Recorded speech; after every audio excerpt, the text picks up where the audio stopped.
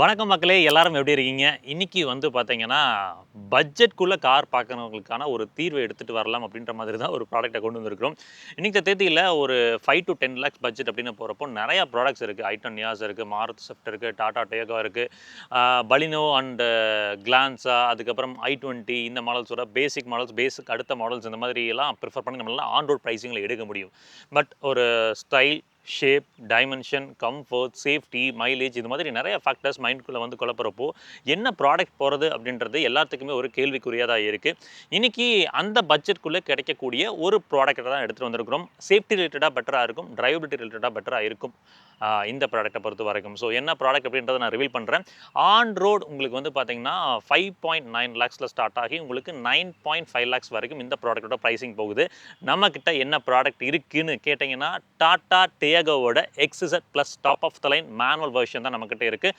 Petrol manual வெர்ஷனுங்க. இதில் வந்து சிஎன்ஜியும் இருக்குது. இன்றைக்கி மார்க்கெட்டில் சிஎன்ஜியில் ஆட்டோமேட்டிக் கிடைக்கக்கூடிய ரெண்டே காஸ்ட் தான் இருக்குது. ஒன்று டியாகோ, இன்னொன்று வந்து பார்த்தீங்கன்னா டிகாருங்க. டியாகோவோட சிஎன்ஜி எம்டி தான் அந்த 9.5 லேக்ஸ் பட்ஜெட்குள்ளே போகுது. இந்த மாடலோட எக்ஸாக்ட் ஆன் ரோட் ப்ரைசிங் என்னென்னு ஸ்க்ரீனில் நீங்கள் இப்போ எவிடென்ட்டாக பார்க்க முடியும். சரி வாங்க வீடியோக்குள்ளே ஃபர்தராக போய் இந்த ப்ராடக்ட்டை நீங்கள் வாங்கலாமா வேண்டாமா அப்படின்ற முடிவு எடுத்துக்கொள்ளலாம். அதுக்கு முன்னாடி இன்றைக்கி இந்த ப்ராடக்ட்டை நமக்கு ரிவ்யூ கொடுத்து சப்போர்ட் பண்ண விக்டி டாடா ஷோரூமுக்கு ஒரு மாசிவான ஒரு ஷவுட் அவுட் கொடுத்துடலாம். அவங்க தான் த்ரூ நமக்கு டாடா நிறுவன வாகனங்களை ரிவ்யூ பண்ண உதவியாக இருக்காங்க. உங்களுக்கு டாடா நிறுவனத்தில் ப்ராடக்ட்ஸ் வேணும், பெட்டரான சர்வீஸ் குவாலிட்டி அண்ட் யூசர் எக்ஸ்பீரியன்ஸோட எடுக்கணும்னா நீங்கள் தாராளமாக இவங்களை ரீச் அவுட் பண்ணலாம். வாங்க வீடியோக்குள்ளே போகலாம்.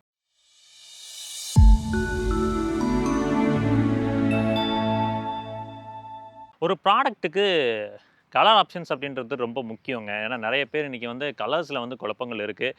இந்த டாடா டியாகோவில் என்னெல்லாம் கலர் ஆப்ஷன்ஸ் கொடுத்துருக்காங்க அப்படின்றத ஸ்க்ரீனில் எவிடென்ட்டாக பார்க்க முடியும். இப்போ சேஃப்டி 4 ஸ்டார் குளோபல் இன்கப் ஆல்ரெடி இந்த ப்ராடக்ட் வாங்கியிருக்கிறது நிறைய பேருக்கு தெரியும்னு நினைக்கிறேன். புது ப்ரோட்டோகால்ஸ் படி இன்னும் வந்து கிராஸ் டெஸ்ட் செய்யப்படலை. செஞ்சதுன்னா எவிடென்ட்டாக என்ன ரிசல்ட் அப்படின்றது தெரிய வரும். டாட்டாவோட அந்த X1 பிளாட்ஃபார்ம் இருக்குது பார்த்தீங்களா, அதை ரிவைஸ் பண்ணி தான் இதை டெவலப் பண்ணி எடுத்து வந்திருக்காங்க. 1100 கிலோகிராம் இந்த ப்ராடக்ட்டோட வெயிட்டாக இருக்குங்க.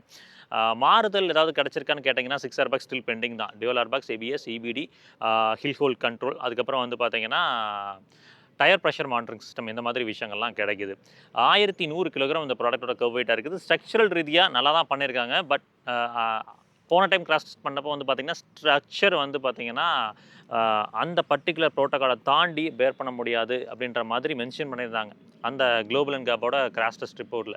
ஸோ இந்த ப்ராடக்ட் கிராஷ் டெஸ்ட்டுக்குள்ளே போச்சுன்னா எந்த அளவுக்கு இருக்கும் அப்படின்றது எவிடென்ட்டாக தெரிய வரும். பட் டாட்டாவை பொறுத்த வரைக்குமே ப்ராடக்ட்டில் சேஃப்டி ரிலேட்டடாக காம்ப்ரமைஸ் ஆக மாட்டாங்க. ஹோப்ஃபுல்லி இந்த ப்ராடக்ட்டும் ஒரு பெட்டரான ஒரு ஸ்கோரராக இருக்கும்னு எதிர்பார்க்குறேன். பட் 6 ஏர்பேக்ஸ் கொடுத்துருந்துருக்கலாம் அப்படின்றது என்னோட அபிப்பிராயம்.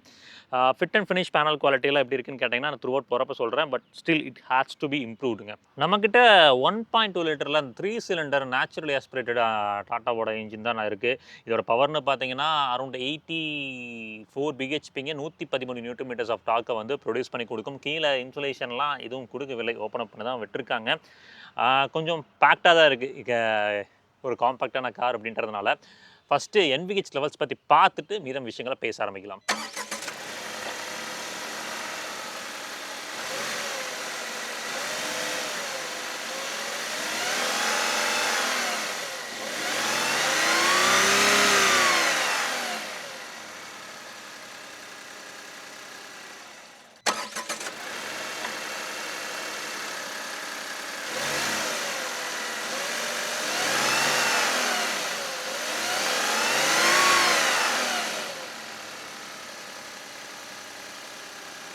என்ஜினோட ரிஃபைன்மெண்ட் லெவல்ஸ் எந்த அளவுக்கு இருக்குது அப்படின்றத எவிடென்ட்டாக நீங்கள் பார்த்துருப்பீங்கன்னு நினைக்கிறேங்க. அதாவது முன்ன இருந்த மாதிரி ரொம்ப வைப்ரேஷன்ஸ் இல்லை. அதே சமயம் வந்து சுத்தமாக இல்லை. ஒரு 4 சிலிண்டர் நேச்சுரலி ஆஸ்பிரேட்டட் அளவுக்கு இருக்கான்னு கேட்டிங்கனாலும் அதுவும் கிடையாது.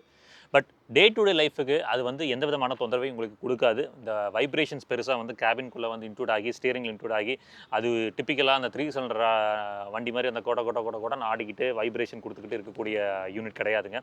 ரிஃபைன்டாக தான் பண்ணியிருக்காங்க. ஏன்னா அதை மவுண்ட் பண்ண விதம் நல்லா இருக்குது. ஸோ பவர் டெலிவரி பற்றி பேசணும்னா டியாகோவில் அப்போ இந்த கிடைக்கக்கூடிய என்ஜின் வந்து கொஞ்சம் லீனியராக அந்த பவர் ஸ்விட்ச் இருந்துக்கிட்டே தான் இருக்கும். ரொம்ப போரிங்காக டல்லாக இருக்காது. கர்வ் வெயிட் கம்மி அப்படின்றதுனால கொஞ்சம் வந்து ரெஃப்ரெஷிங்காக கம்பேர்ட் டு நீங்கள் ஆல்ட்ராஸ் பஞ்சில் இருக்கிறத விட கொஞ்சம் வந்து அந்த பெட்டரான ஒரு டிரைவபிலிட்டி இந்த என்ஜின் கொடுக்கும். மைலேஜ் பெர்ஸ்பெக்டிவ் பேசுனீங்கன்னா ஒரு 15 அப்படின்றது கேரண்டீடாக இங்கே கிடைக்குங்க. ஸோ இதுதான் மைலேஜை பொறுத்து. மேலே வந்து ப்ராப்பராக ஒரு பேடிங் ஒன்று கொடுத்துருக்காங்க. இங்கே என்ஜின் ஸ்டார்ட் ஆகிறப்போ உங்களுக்கு அந்த மவுண்ட் கிளியராக நோட் பண்ணுங்கள். உங்களுக்கு பாருங்கள் வண்டி ஒரு சடன் டிரைவ் கொடுக்குறேன் இல்லை ஆஃப் பண்ணுறேன் தெரியுதுங்களா, அதுக்கப்புறம் திரும்பி ஸ்டார்ட் பண்ணுறேன் பாருங்கள். அந்த மவுண்ட்லேருந்து கீழே வந்து பாடிக்கு வந்து அந்த வைப்ரேஷன் ட்ரான்ஸ்ஃபர் ஆகாமல் அழகாக தான் பண்ணியிருக்காங்க. டியாகோவோட எக்ஸ்டீரியர் ப்ரொஃபைல் அப்படின்னு பார்க்கும்போது ஒரு மினிமலான சேஞ்சஸ் தான் இந்த ஃபேஸ் லிஃப்ட் நடந்தப்போ கொடுத்துருந்தாங்க. உங்களுக்கு வந்து நல்ல ஸ்லீக்கான ஒரு பியானோ பிளாக் கிரில்லுங்க, அதில் வந்து ஒரு க்ரோம் இன்செர்ட் வந்து கீழே ரன் பண்ணியிருக்காங்க. சென்டரில் அந்த டாட்டாவோட பேட்சிங் கிடைக்குது. ஏர் டேம்லேயும் வந்து பார்த்தீங்கன்னா இந்த க்ரோம் இன்செர்ட்ஸ் அப்படின்றத ப்ளே பண்ணியிருக்காங்க. அந்த லுக்ஸை என்ஹான்ஸ் பண்ணுறதுக்காக நல்ல ஒரு வைடான ஒரு ஏர் டேம் தான் வச்சுக்கோங்களேன். கீழே கிரவுண்ட் கிளியரன்ஸ்னு பார்த்தீங்கன்னா 170 mm பெட்ரோல் வேரியண்ட்டுக்கும் சிஎன்ஜி போகிறப்ப 168 mm கிடைக்குது.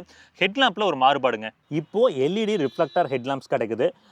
Top of the line variant போகிறப்போ உங்களுக்கு சிட் லாம்ப்ஸ் வந்து உள்ள ஹாலஜன் இந்த இடத்துல ப்ரொவைட் பண்ணியிருக்காங்க. இண்டிகேட்டரும் ஹாலஜன் தான். கீழே ஃபாக் லாம்ப்ஸ் வந்து ஹாலஜன் பல்ப்ஸில் கொடுத்துருக்காங்க. நல்ல விஷயம்.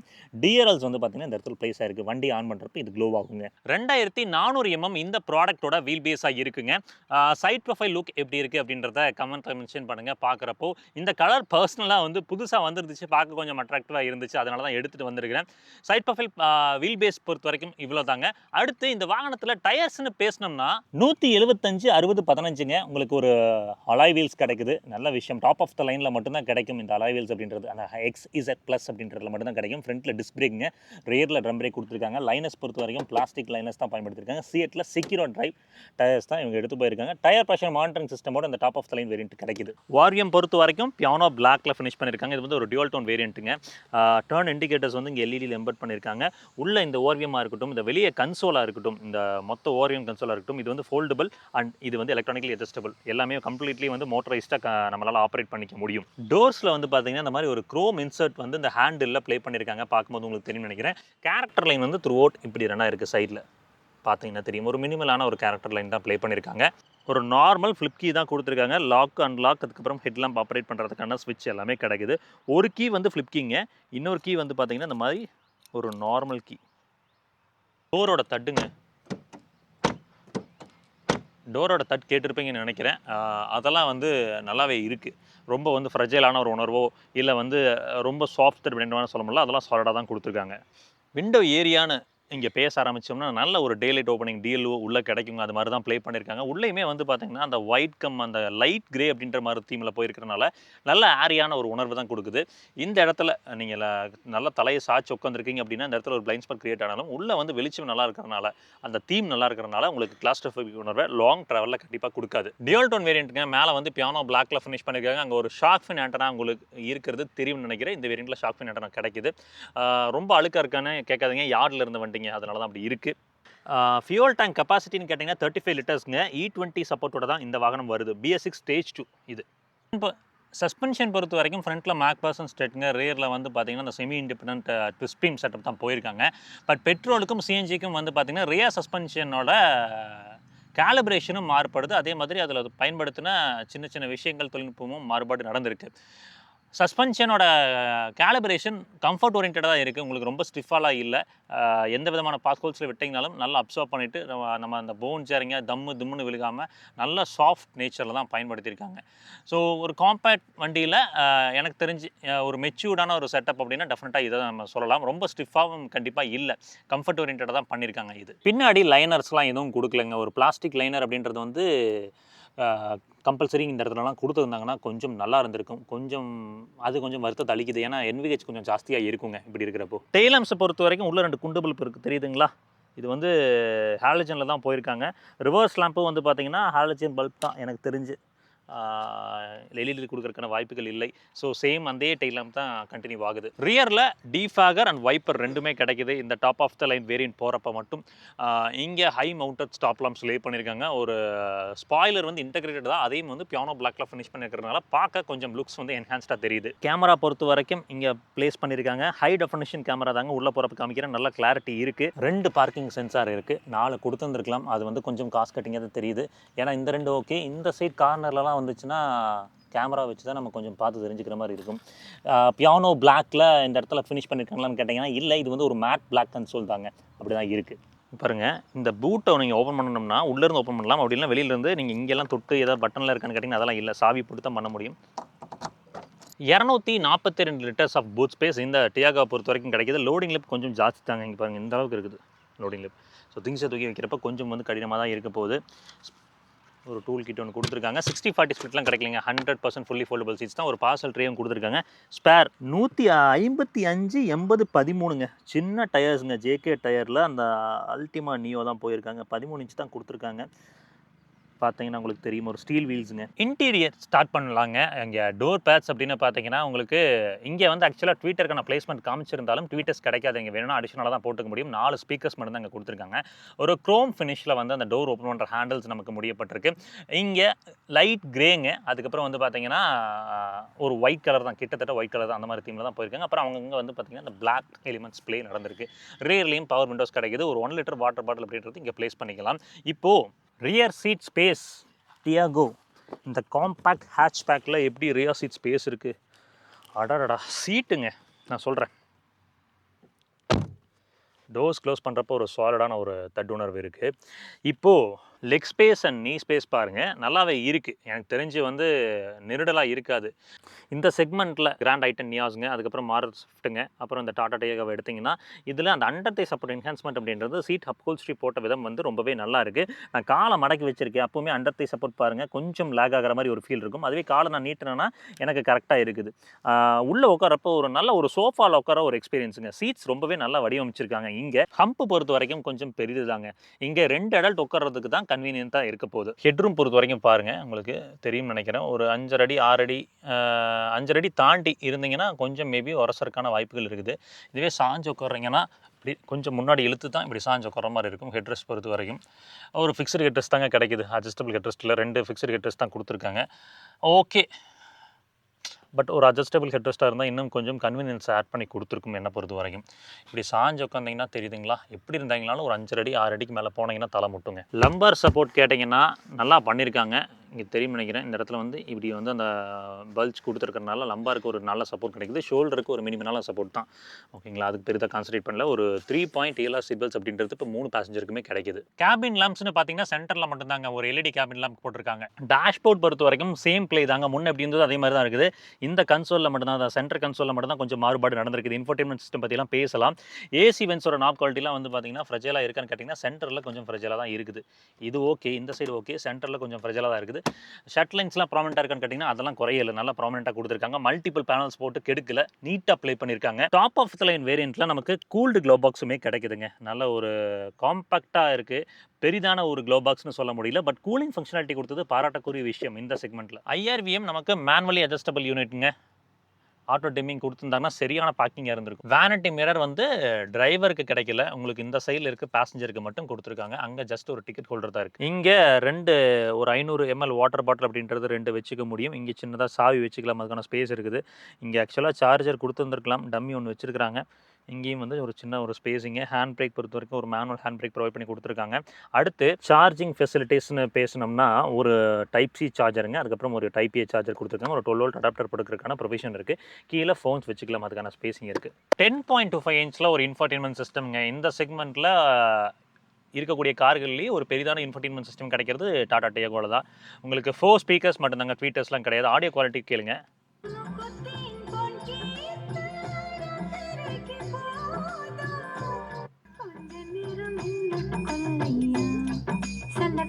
ஆடியோ குவாலிட்டி பொறுத்த வரைக்கும் நல்லாவே இருக்குங்க. ஃபார் 4 ஸ்பீக்கர்ஸ் இது குட்னு தான் சொல்லுவேன். ரிவர்ஸ் கேமராவோட குவாலிட்டி பாருங்கள், ஹை டெஃபினேஷனில் கொடுத்துருக்காங்க. நல்ல ஒரு அவுட்புட்ங்க. இந்த செக்மெண்ட்டில் இந்த ரிவர்ஸ் கேமராவோட குவாலிட்டியிலும் டியாகோ தான் எக்ஸல் ஆகுது. அடாப்டிவ் கைட்லைன்ஸ் கிடைக்குதான்னு கேட்டிங்கன்னா இருக்குங்க, தெரியுதுங்களா, நீங்கள் ஸ்டீரிங்கை திருப்புறப்போ மாறுது. ஸோ அதுவும் ஒரு ஆடட் அட்வான்டேஜ் தான். இந்த இடத்துல லாக் அன்லாக்கான ஸ்விட்ச், அதுக்கப்புறம் ஃபாக் லாம்ப் ஆன் பண்ணதற்கான ஸ்விட்ச் வச்சுருக்காங்க, தெரியும்னு நினைக்கிறேன். ஃபாக் லாம்ப்க்கு பேசாமல் எப்பவும் வேறு இடத்துலையே வச்சிருக்கலாம், இங்கே தனியாக வைக்கும் போது தொலைவிட்டு இருக்க வேண்டியதாக இருக்குது. ஏசியை பொறுத்த வரைக்கும் ஒரு ஆட்டோ கிளைமேட் கண்ட்ரோல் ஏசிங்க. இந்த இடத்துல டிஸ்பிளேலாம் கிடையாது, எல்லாம் நீங்கள் இன்ஃபோடெயின்மெண்ட் சிஸ்டமில் தான் பார்த்துக்கணும். ஏசியோட த்ரோ கேட்டிங்கன்னா உண்மையிலுமே ரொம்ப நல்லா இருக்குங்க. MID கிளஸ்டர் அப்படின்னு பார்த்தீங்கன்னா உங்களுக்கு ஒரு கலர்டு ஸ்க்ரீன் தாங்க, ஒரு டிஜிட்டல் ஸ்க்ரீன் தான் கொடுத்துருக்காங்க. ஆஃப் பண்ணி ஆன் பண்ணி காமிக்கிறேன் பாருங்கள். இருங்க, முழுசாக ஆஃப் பண்ணிட்டு ஆன் பண்ணோம்னா அது ஒரு இன்ஃபர்மேஷன் நல்லா வரும், காமிக்கிறேன்.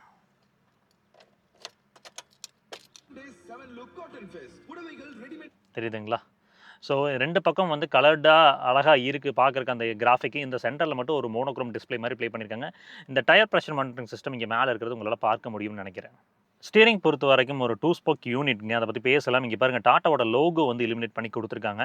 இது வந்து ஒரு ஃபிங்கர் பிரிண்ட் ஸ்கேனர் தான். பட் இதுக்கு டெம்பர்ட் கிளாஸ் விக்குது. வெளியில வாங்கி போட்டுக்கோங்க. இங்க ஆடியோ மவுண்டட் கண்ட்ரோல்ஸ் இங்க கிடைக்குது. தெரியுதுங்களா? நீங்க அது ஒரு ஆடட் அட்வான்டேஜ். இங்க நமக்கு க்ரூஸ் கண்ட்ரோல் ப்ரொவிஷனும் குடுத்துருக்காங்க. பார்த்தீங்கன்னா தெரியும். ஆமாங்க, டாப் ஆஃப் த லைன்ல நமக்கு க்ரூஸ் கண்ட்ரோலும் டியாகோல கிடைக்குது. ஸ்டீரிங்ல வந்து பார்த்தீங்கன்னா, நமக்கு டில்ட் அட்ஜஸ்ட்மென்ட் இருக்கு. டெலஸ்கோபிக் கிடைக்கவில்லைங்க. ஹார்ன் எப்படி இருக்குன்னு கேட்போம்.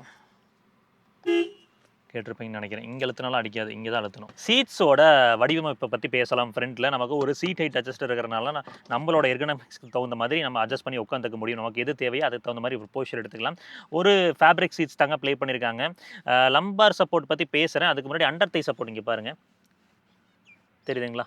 அண்டர் தை சப்போர்ட் பொறுத்த வரைக்கும் டீசெண்டாக இருக்குது. இன்னும் கொஞ்சம் பெட்டராக இருந்திருக்கலாமோ அப்படின்ற மாதிரி என்னோட அபிப்பிராயம். காலை மடக்கி வைக்கிறாங்க, அந்த சைடு வந்து கோ பேசஞ்சர் உட்காந்துருக்காங்க, அவங்களுக்கு கொஞ்சம் நிரடலாக இருக்கும். நம்ம ஆக்சல் படலில் கால் வைக்கிறப்போ ஓகேவான ஒரு உணர்வை கொடுக்குது.